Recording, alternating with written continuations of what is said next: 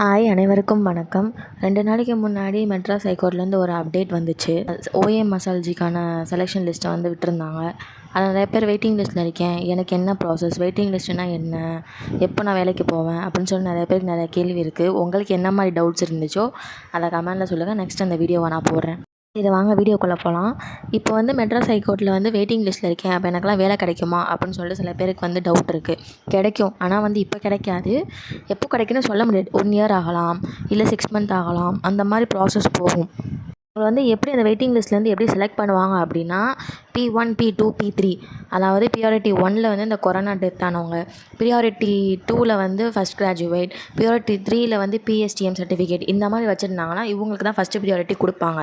Next என்னென்ன ப்ராசஸில் கொடுப்பாங்க அப்படின்னா, இப்போ வந்து எக்ஸாம்பிள் நான் சிவகங்கையில் வந்து ஓஏ அப்ளை பண்ணியிருக்கேன், மதுரையில் மசால்ஜி அப்ளை பண்ணியிருக்கேன். இப்போ சிவகங்கையில் நான் ஓஏ போஸ்டிங் போயிட்டேன் அப்படின்னா, மதுரையில் இருக்கிற மசால்ஜி வேக்கன்சி வந்து வெயிட்டிங் லிஸ்ட்டில் போயிடும். அப்போ அங்கே யார் அடுத்த வேக்கன்சி அந்த மார்க் எடுத்திருக்காங்களோ அவங்களுக்கு தான் வந்து அங்கே வேலை கொடுப்பாங்க.